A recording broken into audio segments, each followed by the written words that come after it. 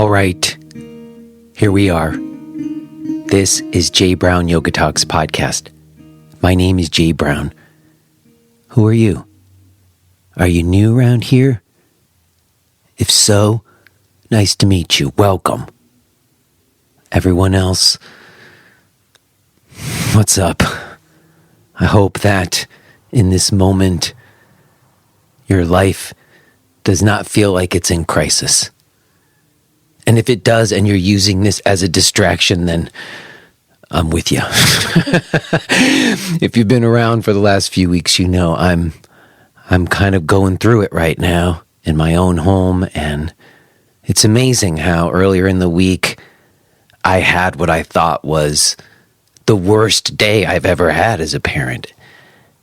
And yet it got worse. I mean, it's incredible what you can get through, what you wouldn't have ever thought you could get through, and then you get through. And I'll check in with you on the other side. If people want to hear a little bit about what's been happening with that, I'm happy to share some of it with you on the other side of today's talk. Just to say thanks to everybody for your continued prayers. Please keep them coming, because we're still having a lot in front of us. And yeah, what I was going to say is that the situation, life being so fucked up, I'm sorry, is no other way to say it. It's kind of like jet fuel on my yogic inquiry or something. I'm so grateful for the outlet of practice and teaching and conducting conversations and facilitating inquiry. It's so meaningful to me, and it feels like in the last few weeks with everything going on, some of that work that I've been doing feels deeper than ever, and I feel like I actually have more clarity about what I do and why as a yoga teacher, like than ever before in all the time that I've been doing this. And it's strange that such a feeling of clarity could also be happening amidst so much turmoil and pain. In any case, I am glad you're here, whoever you are. And I have a pretty incredible conversation to share with you today. Over the last few months, I don't know if you agree or not, there's been a number of very educational conversations on the show that have been really helpful to me, as I was just saying, in terms of clarifying where I stand as a yoga teacher and how to feel authentic about that without feeling like, you know, I'm appropriating in ways that aren't respectful or whatever, you know, trying to understand how to situate what I do so that it feels honest and useful. So my talk today is with Daniel Simpson, and Daniel was on a little over a year ago. He wrote a book called The Truth About Yoga, and we get into the origins of the physical practices that we're doing and what actually connects what we're doing to the ancient roots of yoga and what doesn't. And also just a number of fine points for me on some of these texts and around non-duality and duality, just so much good stuff. This is definitely one you might want to have a paper and pencil or some way to take notes with. It was great fun to connect with Daniel again, and it's my pleasure to share our conversation with you today. Real quick before we get to that, I do want to express some gratitude to our podcast premium subscribers. Specifically today, Julie Kylie Gurgley and Joseph Barnett. Shout out to you, Julie and Joseph. Thanks to everybody who is supporting the show with their podcast premium subscriptions. You know, some of you might remember there was a number of years I was reading ads for jewelry companies and a whole bunch of other stuff, which was really a drag, and it really started to make the show not as fun for me. So we did set up this this premium subscription. It is a way for people to support the show and access the archives.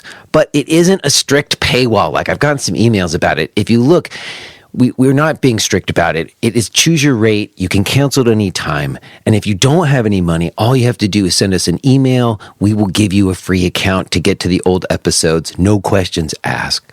But it's some way to help support this show. And it really does help. And we're grateful to everybody who's doing it. If you want to learn more about becoming a podcast premium subscriber or any of the other ways to connect with me, I do have ongoing live practice sessions and recordings and discussions that I conduct. And there's lots of stuff that you can get involved with. If you would like to find out about all of my stuff, go to jbrownyoga.com. Okay, y'all. I will touch base with you on the other side, as I tend to do. But for now, let's get to it. Let's listen to this conversation that I had with Daniel Simpson.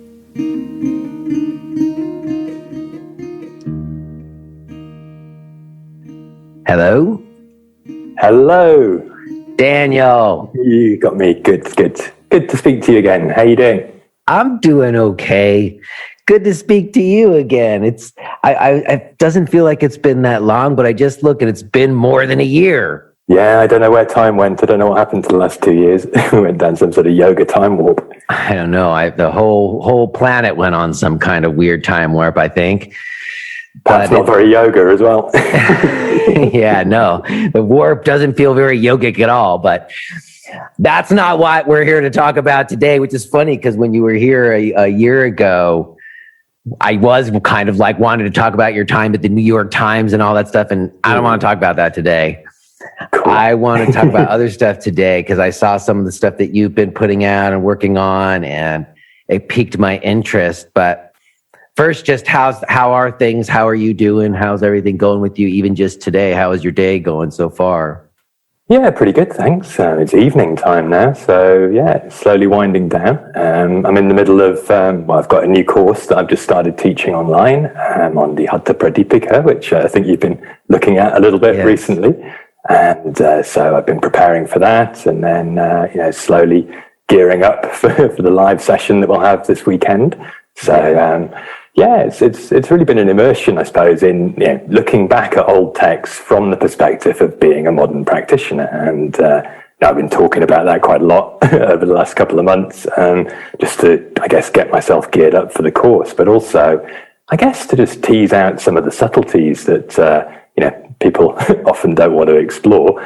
One of the ones that you often alluded to is the changes that go on over the development of yoga down the centuries, and the fact that what most people think of today as yoga practice, making shapes on mats in groups, is a relatively recent development, and it's actually quite hard to trace that much further back than the 20th century.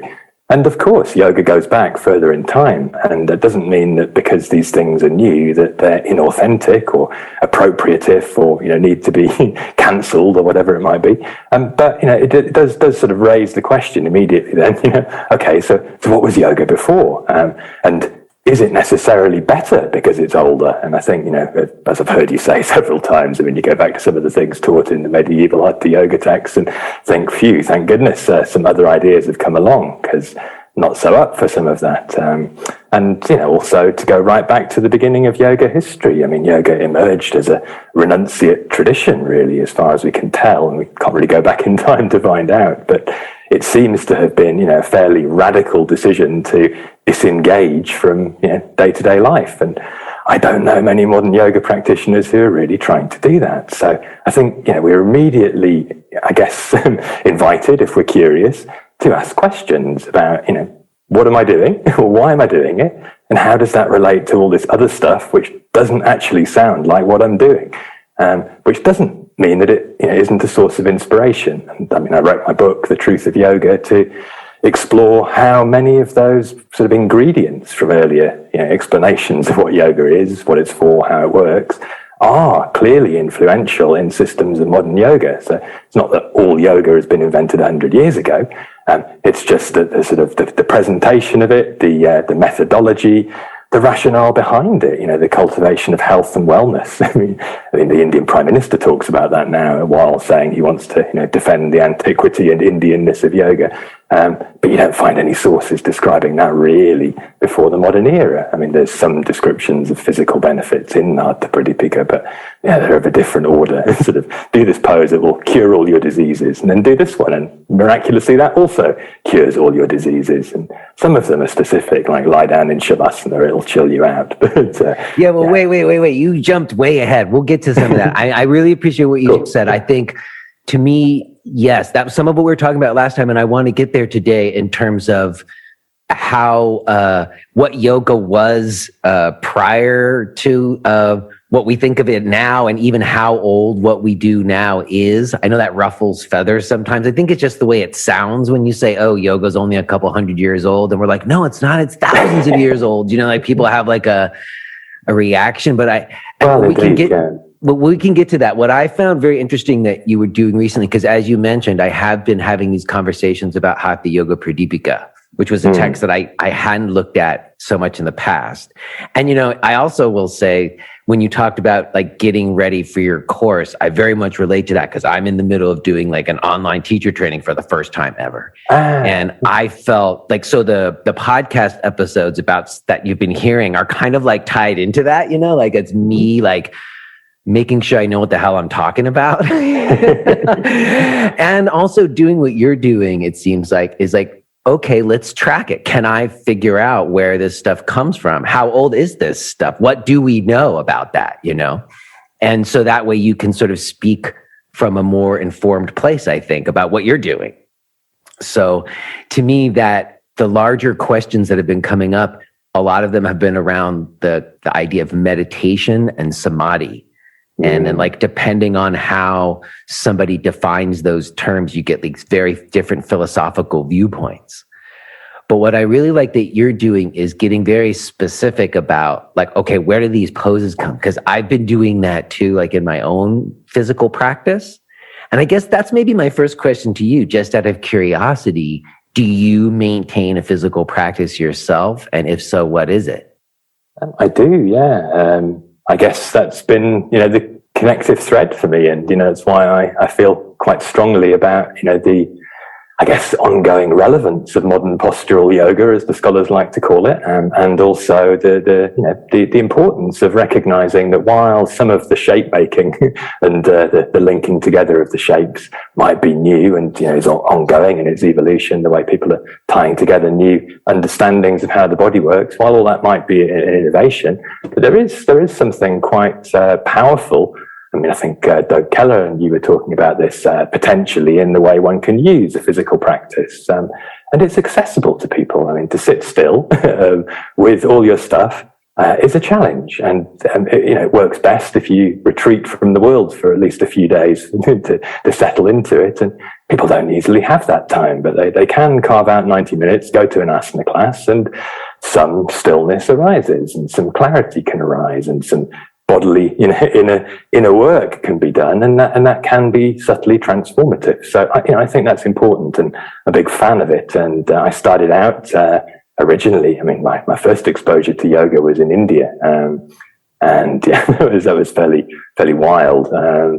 Mixture of sitting around fires with sadhus, chain smoking chillums, and then dropping into backpacker-oriented quick meditation and yoga asana classes, and not really knowing what I was doing. And it took another few years before I got serious with a regular asana practice, and that was in the Iyengar system originally. So I did 10 years of hardcore Iyengar. I went to Pune and studied with the Iyengar family. I went to China with BKS Iyengar in 2011.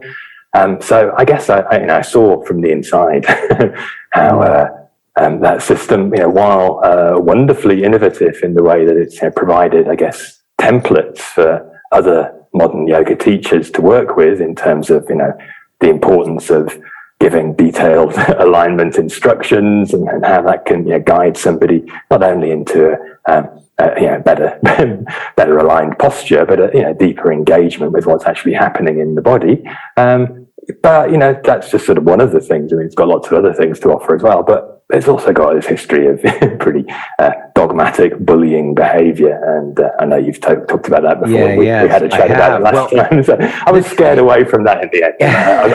I've been freestyling ever since. Well, I hear that. Well, I guess what my question is that when you talked about your own practice, it's much the same with me, and like what Doug was talking about in terms of the purpose of doing asana had to do with stillness, or maybe directing attention, lots of different things it can be about, or transformative experiences. None of the things you listed were necessarily like fitness, like strength and flexibility. And a lot of modern postural yoga is the use of asana in that way. And I've often kind of like, ranted about it and felt like, oh, you see, the fitness industry, it's easier to sell people on a tight butt than it is on like an enlightened mind, but in a way, while I was like looking at what you were doing, it does seem like some of like asana being about fitness did happen even before it got to the West. Oh, absolutely. I mean, this is, the focus of a book that came out a dozen years ago by Mark Singleton, Yoga Body, which did ruffle a lot of feathers. And I guess if anybody's heard the idea that yoga is a relatively recent invention, or all the postures came from European gymnastics, or some other misrepresentation of what that book actually says, that's where it's come from. And it's quite a dense scholarly book. It's an adaptation of a PhD, so it's not the easiest read. And it is sometimes written in a way that's quite deliberately provocative. It's sort of, I guess it shreds a few sacred cows mercilessly. But it does point out, that there's all these different Indian teachers, not just Krishnamacharya and the Iyengar Pattabhi Joy's lineage, but a load of teachers who you may not have heard of, guys who were combining bodybuilding and yoga asana, particularly a very influential teacher from Bangalore, K.V. Iyer, who was also working at the Mysore Palace. And one of his students as well was also promoting the combination of basically, weightlifting and yoga practice. And both of them were saying, weightlifting's great, makes you strong, fantastic, but yoga does something subtle.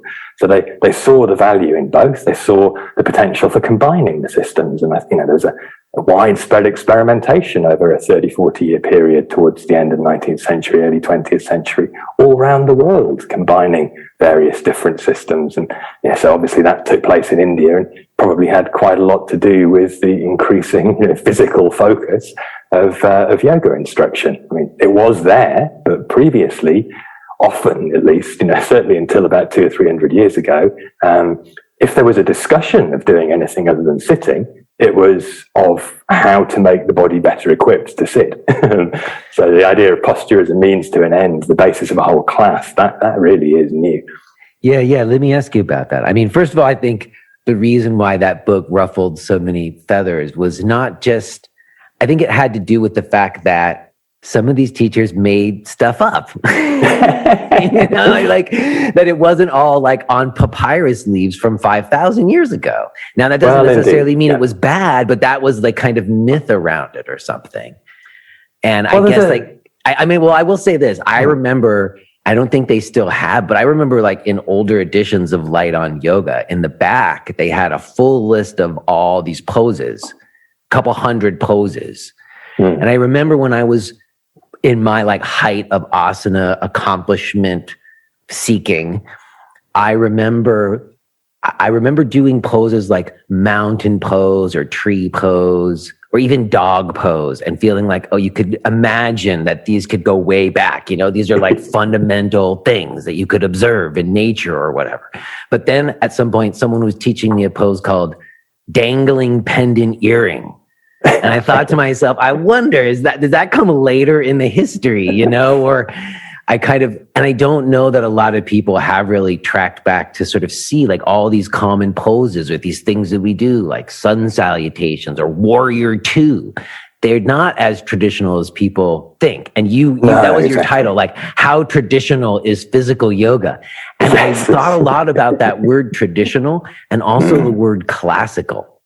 Because couldn't you say something's part of like the Iyengar tradition? And so there it is, traditional. Like, what do we mean by traditional and classical? Like, what do you mean when you say that? Well, that's a very good point. And similarly, the word modern has all sorts of hidden connotations. It doesn't just mean contemporary. It has kind of all sorts of, implications of advancement in some way. It's beyond medieval. It's not sort of uncivilized. Some would argue in a traditional way, we'll get onto traditional in a moment, that modern yoga is actually backwards because it's dispensed with some of the subtler ideas that yoga was always oriented towards in favor of something that's more accessible. But tradition, I think, there's something that goes on in Indian yoga evolution, I think, that is best summed up by a guy, I think he's a Marxist historian, he's best known as Eric Hobsbawm.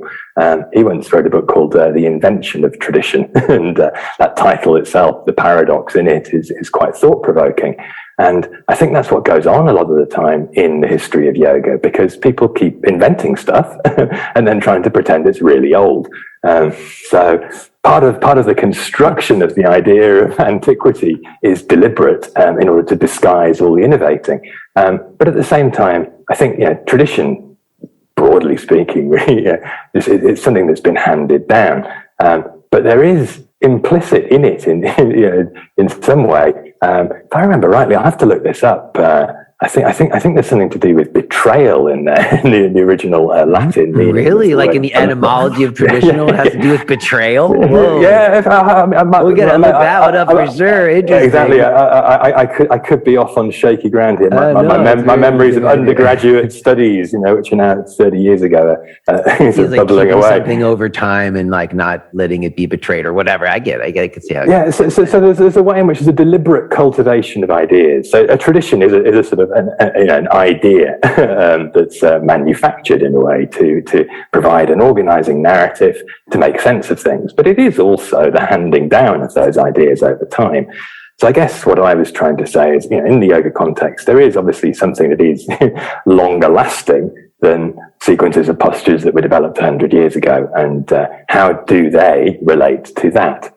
This longer tradition of yogic practices, but there isn't one single yoga tradition, and that's one of the first things that I really wanted to point out by writing a book was having immersed myself in study of this material. And I should obviously emphasize at this point that I'm far from the world expert in these topics, and I'm only able to talk about them because of the fine scholarly research that people have been doing for the last 25 years or so that's brought a lot more knowledge into the public domain.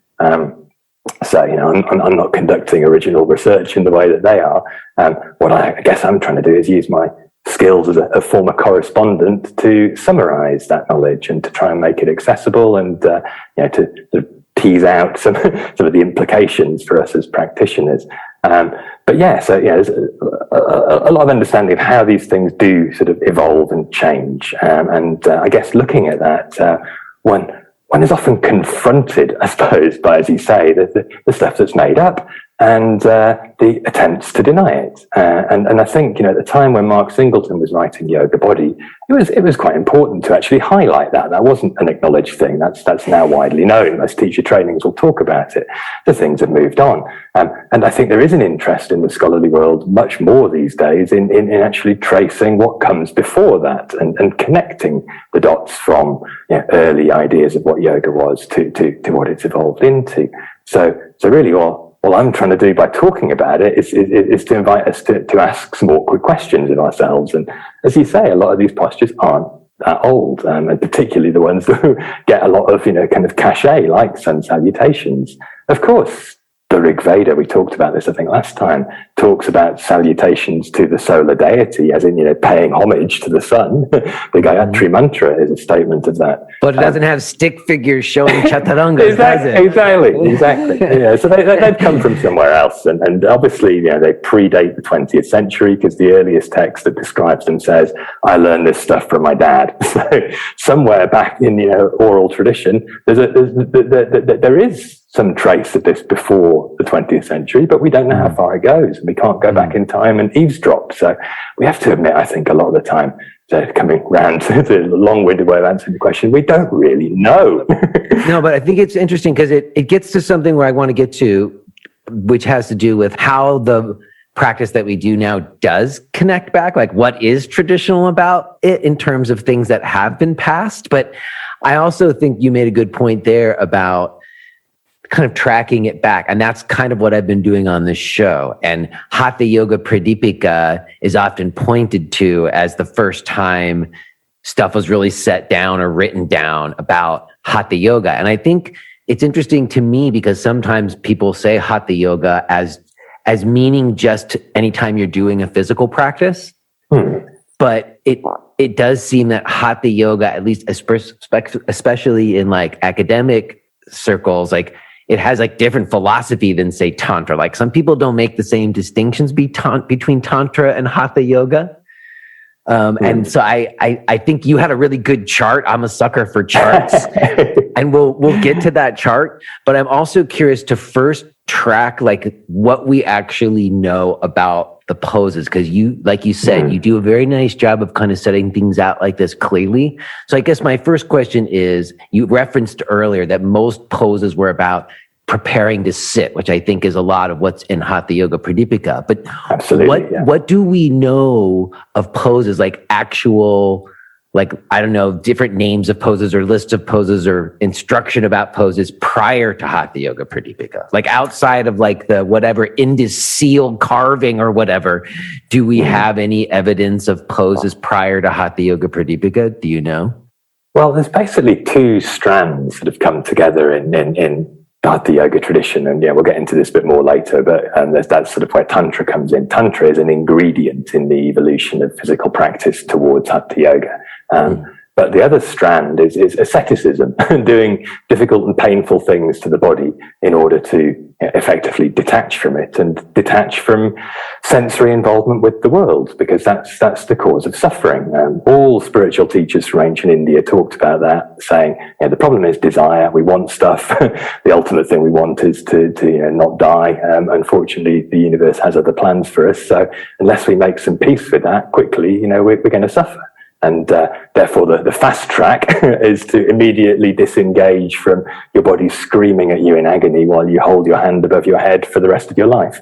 And right, so that's like those early practices. You just hold your arm up. That's what I'm talking about. Do utter stubbornness. So there's descriptions of people doing that in there's the Indian epics, the Mahabharata and the Ramayana, which are over 2,000 years old. Certainly the earliest material in there. There are descriptions from the ancient Greeks who invaded India a few centuries before that of ascetics doing weird stuff with their body, like standing on one leg, and it's willingly embracing discomfort.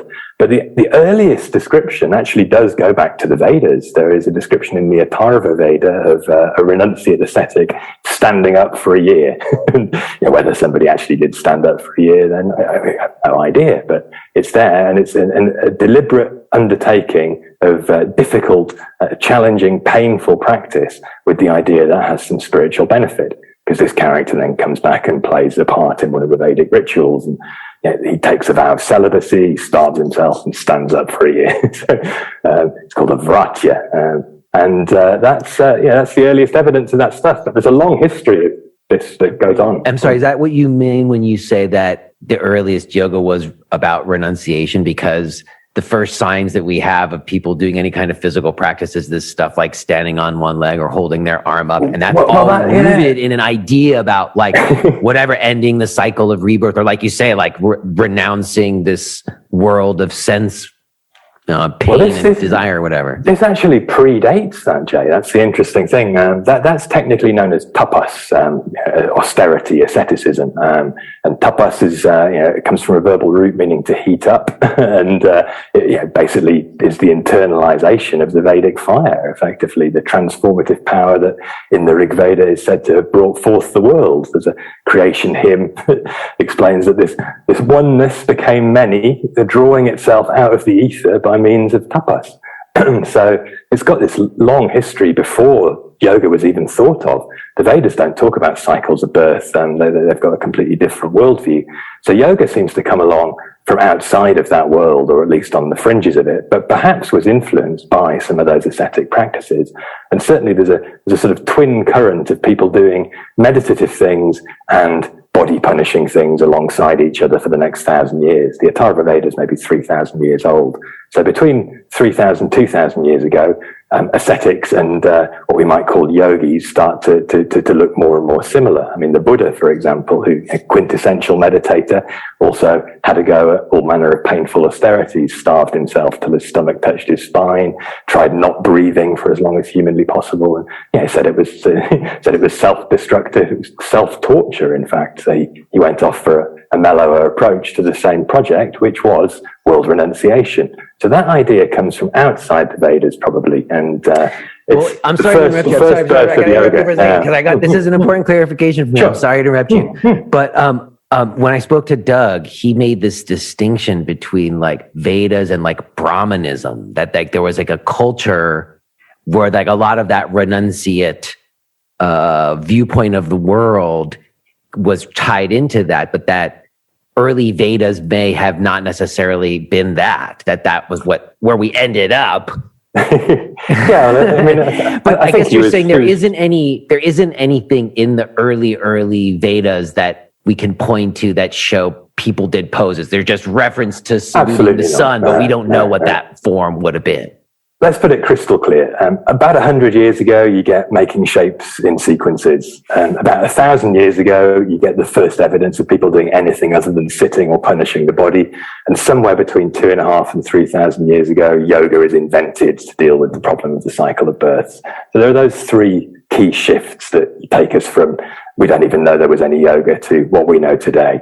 And Doug is right to emphasize that distinction. I think the early Vedic religion, it becomes systematized by Brahmin priests into what scholars refer to as Brahmanism through the evolution of lots of other teachings that aren't particularly spiritual at all. I mean, the Dharma text basically, do the right thing, follow our rules, including the hierarchical caste system and various penalties for getting impure. And as he also rightly pointed out, that the tantric religion was a sort of transgressive, to a certain extent, at least on its margins, response to that, saying, we can turn everything upside down and find purity in impurity, potentially. But the Brahmin priests were systematizing religion, and what they did in a lot of their production of texts was to take some of the ideas of yoga that were outside of their world and make them, I guess what we would say, Hindufied to a certain extent today. It's not to say that there wasn't a Brahminical strain of this. There probably was, because the earliest ideas about yoga that we've got written down are in the Upanishads. But it's not that the priests came up with these ideas. What they've done is found a way to accommodate them. And the Bhagavad Gita is the clearest possible example of this, taking a worldview that until that point was about renouncing society, disappearing to the wilderness, having nothing more to do with conventional interaction with the world, and saying you can find a way to preserve that mindset while being active in society. And then there are all these lines that are the kind of giveaway, in a way, you should do your duty, follow your dharma, not anybody else's, i.e. know your place in the hierarchy. Anybody's able to get liberated. The Bhagavad Gita is quite radical. It says, even the lower castes and women can be liberated so long as they stick to their preordained duty. And that's the basic sort of political message of what's otherwise a quite spiritual text. And that goes on, and that provides this sort of grounding in Hinduism. But there's yoga in Jainism, there's yoga in Buddhism, there's yoga in Islam, long before we get Christian yoga and all the other modern offshoots. So it's a sort of free-floating approach to the problem of suffering, which can be adapted into all sorts of religious contexts. And as Doug also pointed out, doesn't need to have any. I mean, there's that line he quoted from the Dattatreya Yoga Shastra, even an atheist can get somewhere with this so long as they practice. So what happens is, over time, practices seem to get more and more refined, and ways in which one can engage with this shift in perception become more and more systematized. So their earliest descriptions in the Upanishads that don't really have any instructions to go with them. They just talk about this liberating insight of seeing beyond the illusion of me. And that's the fundamental problem. I mean, if we have to distill yoga to one sentence, we suffer because we get attached to the idea of me and to this body. And if we can get beyond that, we suffer less. It's very hard to get beyond that. Patanjali says, it's ingrained even in the wise to be averse to dying. But still, that's the problem. We need to stare it in the face. And obviously, cultivating the body and getting attached to the body, as happens in the modern yoga marketplace, getting very fixated on what it can do, just leads in the opposite direction unless there's a subtler message accompanying it. So that is different. I mean, I would say, coming back to the original theme, what's traditional about modern yoga? I wouldn't say that is in any way traditional, but you can use a physical practice to see beyond your attachment to the body, and it doesn't need to be there in the first class. You don't have to have that rammed into your head. You can be just led away from the discomfort that arises from endless self-referential thinking by having your attention drawn to, isn't it nice to make these shapes? So if the price for getting people in the room is to say it'll make you bendy, I don't think that's a terrible sin against yoga. But if nothing else is taught ever, then perhaps we haven't got very far. So coming back to the original question, I get that, but wait a second, I have to say something there, because if the idea is that we're bringing them in because they think they're going to get bendy, but then that's going to teach them to not have attachment to their body. Sometimes I don't think that yoga classes, especially modern postural yoga classes, have been doing that. I don't think they've been teaching to have less attachment to their body. I think it's making everybody very attached to their bodies and what they can do with them. Yeah, instead of getting people through the door with that message to then teach something else, they just teach that message. So, but wait a second. I also want to go back a little bit to the Hatha Yoga Pradipika and some specific poses, because we did have conversations about. I thought was interesting, like even the idea that they talk about mudra in Hatha Yoga Pradipika, but you might not know that could also be an asana. And one thing that Doug said that I thought was kind of interesting, he kind of referred to the Hatha Yoga Pradipika as almost like a compilation, which you wrote in your little chart, actually, compilations. But he said that he thought Hatha Yoga Pradipika was like a conglomeration of things that the author put together, and he avoided trying to answer certain debates among them, and there's contradictions in there, even there's different names for the same pose in there.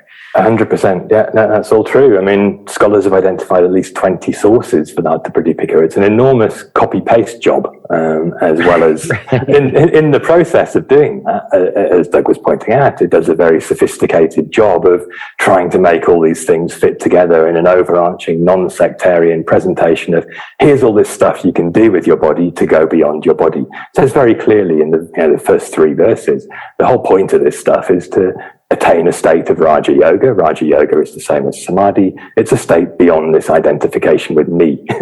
And so the point of physical practice is to go beyond the body and the mind. And that's now wait a second. Wait, because I don't know that's what. See, that's the thing. I felt like sometimes people teach Hatha Yoga Pradipika as more of a tantric text, and it's not necessarily about going beyond your body.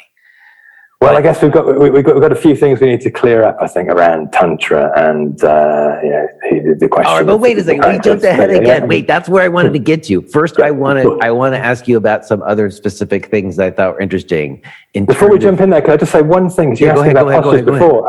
The Yoga Sutra doesn't have any postures in it, but there's a commentary that accompanies the Yoga Sutra that originally attributed to Vyasa, but scholars now seem to think it's probably the same author. And the commentary on Yoga Sutra 246 lists a dozen different ways to sit. So there are seated postures known, and the last item on that list is etc. So there was obviously more than the specific 11 that were named. But there's no. So there's many ways you can sit in order to disappear, which is basically Patanjali's aim. Anyway, sorry. Yes, and that's a good point to make. And again, there aren't asana sequences in Patanjali Sutras. Oh, no. It's absolutely nothing of the sort. It's just sit still, disappear. That's Patanjali's yoga. Well, again, we'll talk about going beyond the body. But I guess one thing that you did mention that I thought was intriguing was the idea that Shavasana comes from the Hatha Yoga Pradipika. Yes, well, it's not the earliest description of what it contains, as in the idea of lying down and staring upwards, and that's in an earlier text, but it doesn't call it shavasana. The Dattatreya Yoga Shastra says you can lie down like a corpse, and that's a great way of dissolving your mind. So it's almost, what they call, I think you talked to Doug about this as well, Laya Yoga. It's a technique of dissolving the mind subtly through a visualization practice, effectively. There's some of that in the 4th chapter of the Hatha Pradipika. And I suppose that's the earliest seed of what is now referred to as Yoga Nidra. Where does that go? What's the earliest source of Laya Yoga? I came across that, but I don't know much about that. It's basically a tantric tradition, you find a lot of techniques in I guess the non-dual Shiva traditions that talk about ways through visualization to dissolve yourself into the ultimate state. It's the same as Shiva. So, for example, the Vijnana Bhairava has got more than 100 similar techniques in there. And Laya Yoga is the generic name given to that in the early Hatha Yoga texts when trying to distinguish it from other approaches to practice. There's a basic fourfold distinction, really, that comes up in these early texts. So the Hatha Pradipika is maybe 600 years old. The earliest evidence of Hatha Yoga style practice is perhaps 400 years older than that. So in those 4 centuries, you get a systematization of these different approaches. And there's 4 categories. The first, mantra yoga, which is just pure tantric, ritual recitation practice. Then there's Laya yoga, which is a subtler sort of dissolve your mind through visualization techniques approach. And then there's Hatha yoga, do stuff with the body. And then there's Raja yoga, which is just meditation, basically.